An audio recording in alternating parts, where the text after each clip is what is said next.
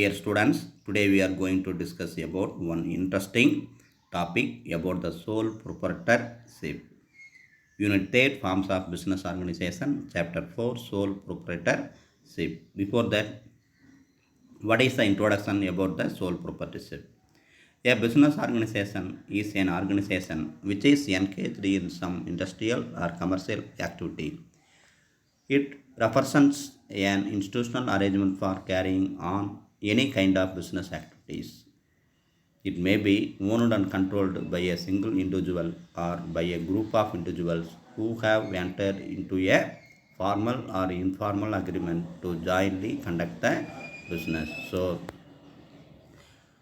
owned and controlled by a single individual or by a group of individuals who have entered into a formal or informal agreement to jointly conduct the business. Okay, so இங்கே பார்த்தீங்க அப்படின்னா ஒரு தனிநபர் அவருக்கு ownership control அவரே பார்த்து செய்யக்கூடிய ஒரு வேலை அப்படிங்கிறது சோல் ப்ரொப்ரைட்டர்ஷிப் அப்படின்னு சொல்லுவாங்க. ஓகே, தனியால் வணிகம் அப்படின்னு. Every business undertaking is a separate and distinct business unit. It has its own identity and separate ownership. It can be distinguished from other undertaking on the basis of its ownership, management and control. Okay, right. ஒவ்வொரு பிஸ்னஸும் ownership வேறு business வேறு அப்படிங்கிற மாதிரி பிரிச்சிருக்கு. ஆனால் இந்த type of பிஸ்னஸில் ownership அப்படிங்கிறது, management அப்படிங்கிறது, கண்ட்ரோல் அப்படிங்கிறது எல்லாமே ஒன்று தான். According to Wheeler, a business undertaking is a concern, company or enterprise which buys and sells, is owned by one person or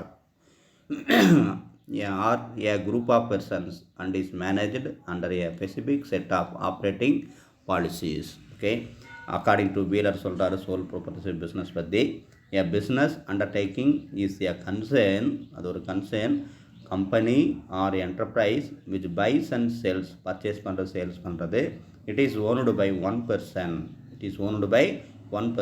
R a group of person and is managed under a specific set of operating policies. அவங்களுக்குள்ள rules create பண்ணிவிட்டு ஒரு single இண்டிவிஜுவலோ group of இண்டிவிஜுவலோ ஒரு கம்பெனியோ ஒரு என்டர்பிரைஸோ ஒரு கன்சர்னோ நடத்தியிருந்தாங்க அப்படின்னா அதுக்கு பேர் சோல் ப்ரொப்ரைட்டர்ஷிப் அப்படின்னு சொல்கிறாங்க. யார்? According to wheeler.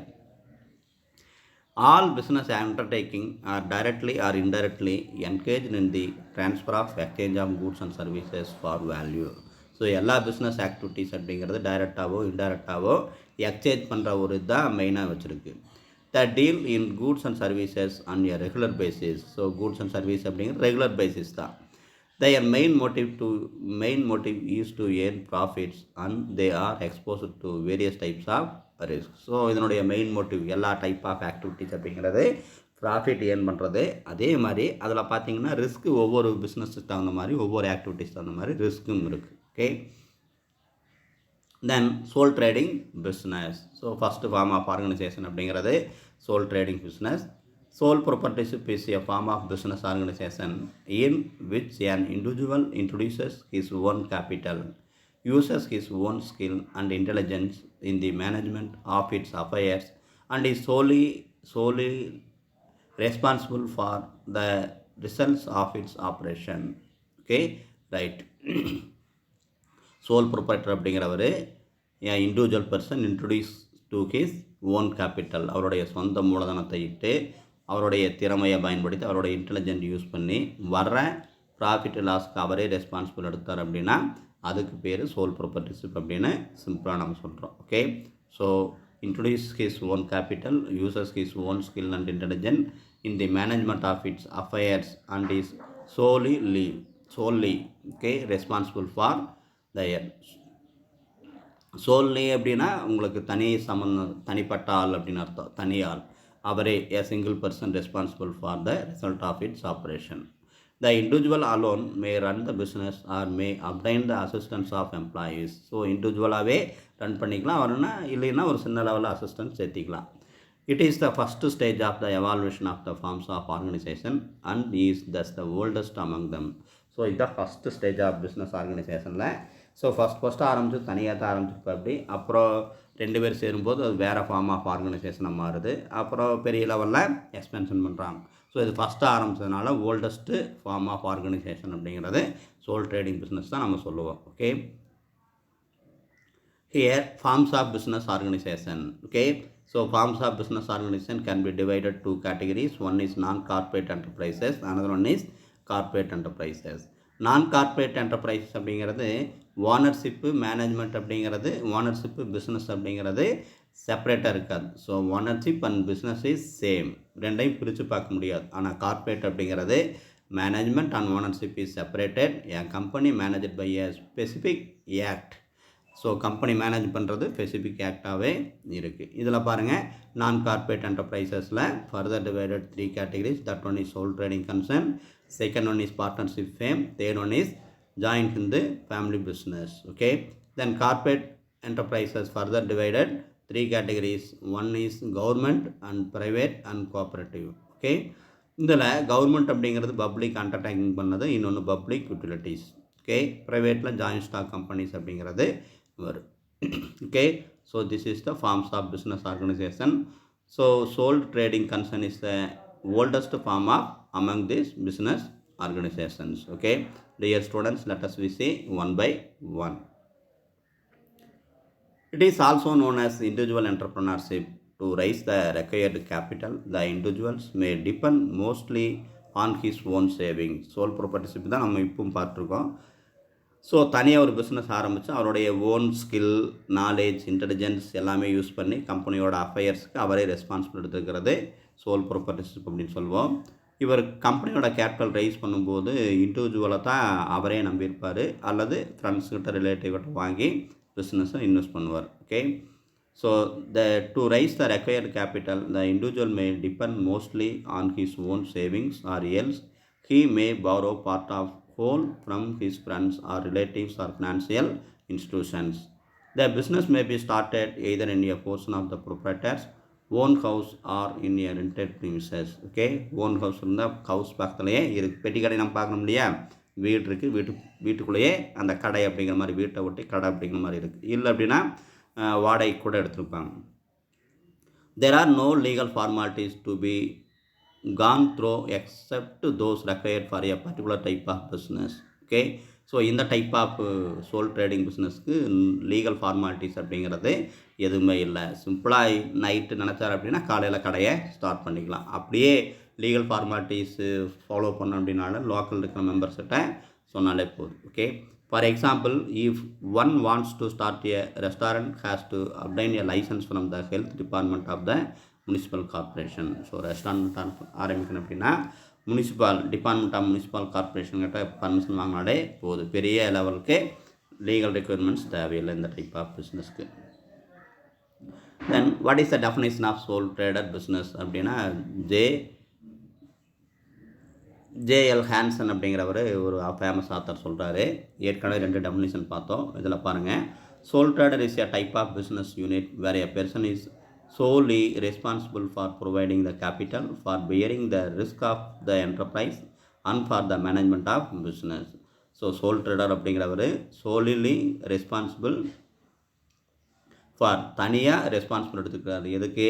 Capital invest பண்ணுறதுக்கு, bearing risk of enterprise. So அந்த பிஸ்னஸில் வர்ற ப்ராஃபிட் ஆர் லாஸ்க்கு அவரே தனியாக ரிஸ்க் எடுத்து அசப்ட் பண்ணிக்கிற ஒரு டைப் ஆஃப் பிஸ்னஸ் தான் சோல் ட்ரேடிங் பிஸ்னஸ் அப்படின்னு யார் சொல்கிறது? ஜேஎல் ஹான்சன் சொல்கிறார். ஓகே, தென் வீலர் அப்படிங்கிற famous author sole trading business பற்றி சொல்கிறாரு. Sole proprietorship is that the sole proprietorship is that form of business organisation which is owned and controlled by a single individual. So controlled by single individual தான். He receives all the profits and risks of his property in the success R failure of the enterprises. So அவருடைய business ஆக்டிவிட்டீஸ்க்கு, பிஸ்னஸில் என்ன profit வந்தாலும் loss வந்தாலும் அவரே accept பண்ணிக்கிறாரு. சிங்கிளாக இருந்து பிஸ்னஸோட சக்ஸஸ் சரி ஃபெயிலியர் சரி அசப்ட் பண்ணிக்கிறாரு. ஸோ இந்த டைப் ஆஃப் பிஸ்னஸ் பேர் sole proprietorship business. Okay, then so இப்போ நம்ம டெஃபினிஷன் பார்த்தோம், மீனிங் பார்த்தோம். ஸோ இதிலிருந்து நம்ம நெக்ஸ்ட் டாபிக் நம்ம போயிடுவோம். So most of the points extracted from the meaning and definitions. Okay, next topic is characteristics of sole proprietorship form of organization. Okay, the following are the characteristics of a sole trader. First point is ownership by one man. Sole ப்ராப்பர்ட்டிஷிப்பில் எத்தனை பேர் இருப்பாங்க? ஒரே ஒருத்தர் தான், individual person தான் இருப்பாங்க. So இதுதான் ஃபீச்சர்ஸில் first point. This is owned by single person. The sole trader contributes the required capital. He is not only the owner of the business but also the manager of the entire affairs. Affairs அப்படின்னா வரவு செலவு கணக்கு அப்படின்னு அர்த்தம். Okay, இதில் ஒரே ஒரு person தான் இருக்கார். அந்த பிஸ்னஸ் தேவையான கேபிட்டல் எவ்வளோ இருக்கோ அது எல்லாத்தையும் இவர் தான் இன்வெஸ்ட் பண்ணுறாரு. இவர் பிஸ்னஸ்க்கு ஓனர் மட்டுமல்ல, அதோட மேனேஜ்மெண்ட் பண்ணுற மேனேஜரும் இவரே தான். Okay, this is the first point. Then second point is freedom of work and quick decision. Freedom of work, யார்கிட்டையும் கை கட்டி நிற்காமல் இவரோட வேலையை இவர் எப்போ வேணால் எப்படி வேணால் செஞ்சுக்கலாம். யாருடைய பர்மிஷனுக்காகவும் இவர் காத்துட்ருக்க வேண்டிய அவசியம் இல்லை. அதே மாதிரி பார்த்திங்கன்னா டிசிஷன் எடுக்கிறதுல குயிக் டிசிஷனாக இவர் எடுக்கலாம். எப்படி அப்படின்னா 4 பேர் 5 பேர் பிஸ்னஸ் பண்ணிகிட்டு இருக்கும்போது எல்லாத்துக்கிட்டையும் கேட்டு அவங்க அசர்ட் பண்ணால் தான் ஒரு டிசிஷன் எடுக்க முடியும். ஆனால் இதில் ஒரே ஒரு பர்சன் அப்படிங்கிறனால எந்த விதமான தடங்கள் இல்லாமல் எப்போ நினைக்கிறாரோ அப்போ சீக்கிரம் டிசிஷன் எடுத்துக்கலாம். Okay, so freedom of work and quick decision. Since the individual is himself as a owner, he need not consult anybody else, hence he can take quick decision. Okay, right, this is second point. Then third one is unlimited liability. Unlimited liability means when his business assets are not sufficient to pay off the business debts, he has to pay from his personal property. இது ஒரு major ஃபீச்சர்ஸாக இருக்குது. Unlimited liability very very important point. பிஸ்னஸோட டெப்ஸுக்கு, பிஸ்னஸோட கடனுக்கு தன்னுடைய business asset பத்தலை அப்படின்னா, ஓகே, பிஸ்னஸ் அசட் பத்தலை அப்படின்னா ஓன் ப்ராப்பர்ட்டிலேருந்து இவர் அந்த பிஸ்னஸ் டெப்ஸுக்கு பே பண்ண வேண்டியது இருக்குது. Okay, so creditors can rights recover their dues from the personal property. That one is unlimited liability. When his business assets are not sufficient to pay off the business debts, he has to pay from his personal property. Clear? Then another one point is enjoying entire profit. Side heading பார்த்தாலும் நம்ம தெரிஞ்சுக்கலாம். So this type of business involving in only one person, so there is no need for sharing profit or losses or any of the business activities. So ஒரே ஒருத்தர் இருக்கார், லாபம் வந்தாலும் நட்டம் வந்தாலும் அவரே ஏற்றுக்கலாம், யார்கிட்டையும் ஷேர் பண்ணணும் அப்படிங்கிற அவசியம் இல்லை. Okay, here enjoying entire profit. He drives tirelessly for the improvement and expansion of his business and enjoys all the benefits of his hard work. All the benefits of his hard work. எந்த அளவுக்கு hard work பண்ணுறாரோ அந்த அளவுக்கு இருக்கிற benefits எல்லாமே இவரே enjoy பண்ணிக்கலாம். Then next one is absence of government regulations. Government regulations அப்படிங்கிறது எதுவுமே இல்லை, there is no legal formalities அப்படின்னு ஏற்கனவே நம்ம சொல்லியிருக்கோம். அந்த பாயிண்ட் தான். A sole proprietor concern is free from government regulations. No legal formalities are to be observed in its formation, management or in its closures. Okay, so இதில் பார்த்தீங்கன்னா ஒரு சின்ன லெவலில் பிஸ்னஸ் ஆரம்பிக்கிறதுக்கு கவர்மெண்ட்கிட்ட இருந்து எந்த விதமான பர்மிஷன் நம்ம வாங்க வேண்டியதில்லை. அப்படியே வாங்குறதுனால கூட லோக்கலில் நம்ம வாங்கினாலும் போகுது, லோக்கல் பஞ்சாயத்து இருக்கு இல்லையா, அதில் இன்ஃபார்ம் பண்ணாலே போகுது. ஸோ ஸ்டார்ட் பண்ணும்போது சரி, க்ளோஸ் பண்ணும்போது சரி, எந்த விதமான லீகல் ஃபார்மாலிட்டிஸ் இங்கே இல்லை. Okay, absence of government regulations. A sole proprietorship concern is free from government regulations. No legal formalities are to be observed in its formation, management or in its closure. Then another one point is no separate entity. The sole trading concern comes to an end with death, disability, insanity and insolvency of the individual. Okay, so இதில் பார்த்திங்க அப்படின்னா no separate legal entity அப்படின்னு சொல்லி நம்ம சொல்லுவோம். அப்படின்னா என்ன meaning அப்படின்னா ஏற்கனவே சொல்லியிருந்தோம், பிஸ்னஸ் அப்படிங்கிறது இந்த ஓனர்ஷிப், இந்த பெர்சன் அப்படிங்கிறது வேறு வேறு இல்லை, ரெண்டுமே சேம் தான். So business and ownership is the same, not separate. அதுதான் இந்த type of business, sole trading business, partnership business, joint Hindu family business, non corporate enterprise அப்படின்னு டைப்ஸில் நம்ம படித்தோம். ஸோ இதில் if arising any problems affected the owner or sole proprietorship, that only also that business come to an end. So அந்த தனியார் வணிகருக்கு soul ப்ரொப்ரைட்டருக்கு ஏதாவது problem வந்துச்சு அப்படின்னா அது பிஸ்னஸ்க்கு சேர்ந்து பாதிக்கும். ஸோ அதான் என்ன சொல்கிறது, no separate legal entity. So that causes எப்படி இருக்குது அப்படின்னா the sole trading concern comes to an end with death, disability, முடியாமல் இருக்கிறது, இன்சானிட்டி அப்படின்னா சரியான மைண்டு சரியாக இருக்கலாம், அது சமநிலை இல்லாமல் இருக்கிறது. It is not a normal person. And insolvency of the individual. Insolvency அப்படின்னா உங்களுக்கு இருக்கிற அசட்ஸ் விட லைபிலிட்டிஸ், அதாவது பே பண்ண வேண்டிய அமௌண்ட் அதிகமாக இருக்குது, நிறைய கடன் பட்டிருப்பார். ஓகே, ஸோ இந்த ரீசனில் வந்து the sole trading business come to an end. Then another one is maintenance of secrecy. Sole trading பிஸ்னஸில் major advantages, major features, points அதை சொல்லலாம். ஸோ ஒரே ஒருத்தர் இருக்கிறனால எப்பவுமே பிஸ்னஸோட சீக்ரெட்ஸ் வந்து மெயின்டைன் பண்ணிகிட்டே இருக்கலாம், யார்கிட்டையும் ஷேர் பண்ணிக்க வேண்டிய அவசியங்கள் இல்லை. Okay, maintenance of secrecy. Here since her or she manages all the affairs of the business, the secrecy can be maintained easily. Okay, once again we remember the side heading about the characteristics of sole proprietorship form of business organization. First point is ownership by one man. Second point is freedom of work and quick decision. Third point is unlimited liability. Fourth one is enjoying entire profit. Fifth one is absence of government regulation. Sixth one is no separate entity. Seventh one is maintenance of secrecy. Okay, dear students, next topic is advantages and disadvantages of sole proprietorship business. Okay, so most of the points derived from the meaning, definition and characteristics. Okay, அதிலிருந்து தான் நம்ம எடுத்துக்குவோம். So plus point treated as a advantages, minus point treated as a disadvantages. Okay, dear students, let us we see one by one about the advantages of sole proprietorship business. So first point is easy formation. அமைப்பது எளிது. எப்படி? there is no legal formalities to start the sole trading business. கரெக்டாக?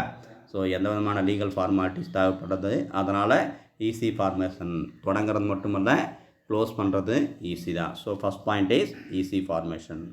No legal formalities are required to initiate a sole trading concern. Any person capable of entering into a contract can start it, provided he has the necessary resources for it. So யாருக்கிட்ட அந்த அளவுக்கு பணம் இருக்கோ, யாருக்கிட்ட அந்த அந்த willing இருக்கோ, so அதை பொறுத்து அவங்க ஸ்டார்ட் பண்ணிக்கலாம். there is no legal formalities are required to initiate a sole trading concern. Then another one point is incentive to work hard. Incentive அப்படின்னா ஊக்கவுதயம் தானே. ஸோ எந்த அளவுக்கு ஹார்ட் ஒர்க் பண்ணுறாங்களோ அந்த அளவுக்கு இவங்களுக்கு இன்சென்டிவ் கிடைக்கும். So here there is a direct relationship between effort and reward. So effort to ரிவார்டுக்கு டைரக்ட் லிங்க் இருக்குது. The fact that the entire profit can be taken by himself without sharing with anybody else induces him to work ceaselessly. Okay, right. This is second point. Then third point is small capital. So small capital treated as a advantages of sole proprietorship business. Here small capital is an important as well as specific advantages of sole proprietorship. Sole proprietor can start business with small capital. ஒரு சின்ன லெவலில் capital இருந்தாலே போதும், சின்ன level amount இருந்தாலே போதும், இந்த type of business நம்ம ஸ்டார்ட் பண்ணிக்கலாம். Okay, then another one is credit standing. Since his private properties are held liable for satisfying business debts, he can get more financial assistance from others. Okay, since his private properties are held liable for satisfying debts, he can get the more financial assistance from others. Credit standing அப்படின்னா கடன் தர மதிப்பீடு அப்படின்னு அர்த்தம். எப்படின்னா இவருடைய liabilities அப்படிங்கிறது unlimited லைபிலிட்டிஸாக இருக்குது அப்படின்னு பார்க்கும்போது உங்களுக்கு இவருடைய பிஸ்னஸ் அசட் 10 அப்படின்னாலும் கூட ஓன் ப்ராப்பர்ட்டியிலிருந்து தோட்டந்தொரவெல்லாம் வச்சுருப்பாங்க இல்லையா, அதிலிருந்து கடனை வசூல் பண்ணிக்கலாம். அப்படிங்கும்போது இவருடைய கிரெடிட் ஸ்டாண்டிங் வந்து இன்க்ரீஸ் ஆகும். Okay, then another one point is personal contact with the customers. Since sole proprietor knows each and every customer individually, he can supply goods according to their taste and preferences. Thus, he can cultivate personal relationship with the customers. So soul proprietor ஒரே ஒருத்தர் இருக்கனால sales பண்ணுறது purchase பண்ணுறது எல்லாமே அவர் தான். So direct sales பண்ணும்போது ஒவ்வொரு கஸ்டமரோட டேஸ்ட்டு அவருடைய ப்ரிஃபரன்சஸ் எல்லாமே இவங்க தெரிஞ்சு வச்சுக்குவாங்க. ஸோ அப்படி இருக்கும்போது ஒரு குட் ரிலேஷன்ஷிப்பாக இருக்குது. யாருக்கு? கஸ்டமருக்கு இவருக்கு ஒரு நல்ல ரிலேஷன்ஷிப்பாக இருக்குது. So that one is personal contact with the customers. Then sixth one is flexibility. Flexibility அப்படின்னா சேஞ்ச் பண்ணுறது அப்படின்னு அர்த்தம். The sole trader can easily adjust himself to changing requirements of his business. அவருடைய பிஸ்னஸ் தகுந்த மாதிரி, அவருடைய தேவைக்கு தகுந்த மாதிரி அவர் எப்போ வேணால் எதை வேணால் சேஞ்ச் பண்ணிக்கலாம். அதுக்கு தேர் இஸ் நோ லீகல் ரெக்குயர்மெண்ட்ஸு. அதே மாதிரி அதுக்கு அதிகமான செலவு அப்படிங்கிறது ஆகாது. ஒரு பெட்டி கடை வச்சுருக்கிறவர், ஒரு டீ கடை வச்சுருக்கிறவர், மழை பெஞ்சது அப்படின்னா இந்த இடத்துல கொஞ்சம் டிஸ்டர்பன்ஸாக இருக்குது அப்படின்னா இன்னொரு இடத்துக்கு சேஞ்ச் பண்ணிக்கலாம். அது ஈஸி தான். So flexibility is major point of the sole trading form of organisation. Okay. So this 6 point treated as advantages. Once again we remind that side heading. First point is easy formation, second point is incentive to work hard, third point is small capital, fourth point is credit standing, fifth point is personal contact with the customers, sixth point is flexibility. Okay, dear students, next topic is what are the disadvantages of sole trading form of organization. If arising any minus points treated as a disadvantages. Okay, so first point is limited capital. Sole trading form of business organizationல சின்ன level capital இருந்தால் start பண்ணிக்கலாம்.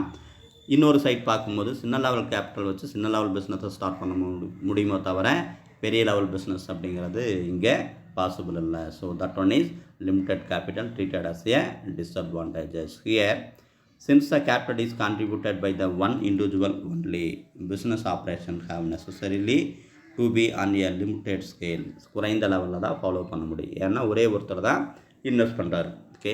Then second one is limited managerial skill. எவ்வளோதான் ஒருத்தர் திறமையானவராக இருந்தாலும் எல்லாத்துலேயுமே எல்லா வேலையிலையுமே திறமையானவராக இருக்க முடியாது. அந்த வகையில் பார்த்தீங்கன்னா limited managerial skill is applicable in sole trading form of organization. Here single person intelligence and experience may not help him beyond a certain stage, since he has to focus on each and every activity.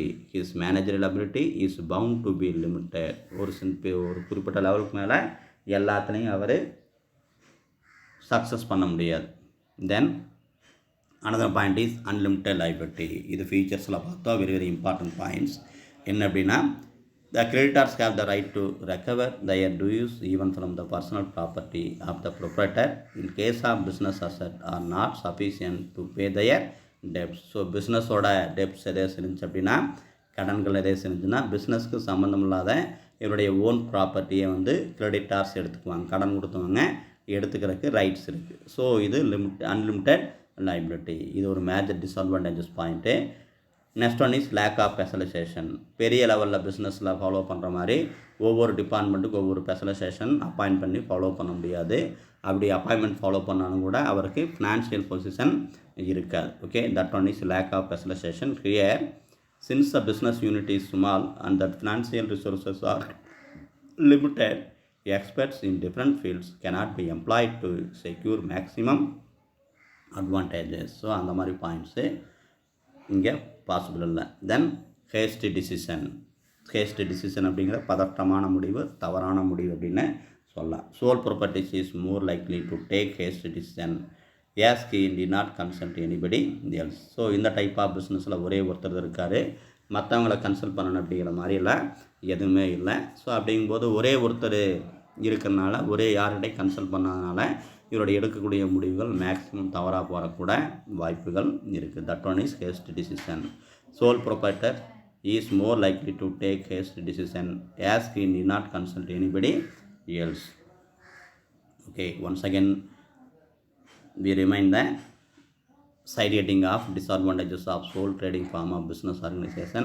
First one is limited capital, second one is limited managerial skill, third one is unlimited liability, fourth one is lack of specialization, fifth one is hasty decision. Dear students, what are the examples of sole trading form of business organisation. இது வரைக்கும் நம்ம பார்த்தோம் இல்லையா?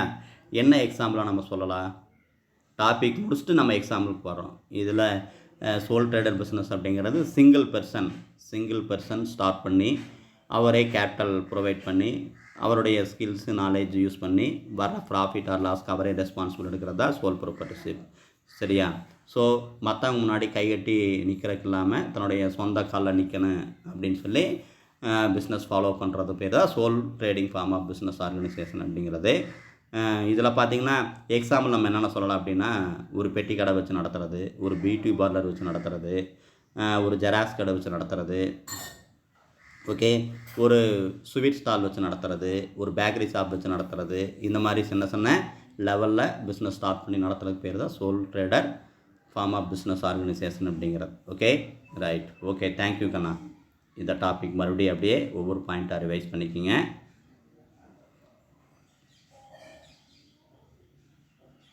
Thank you.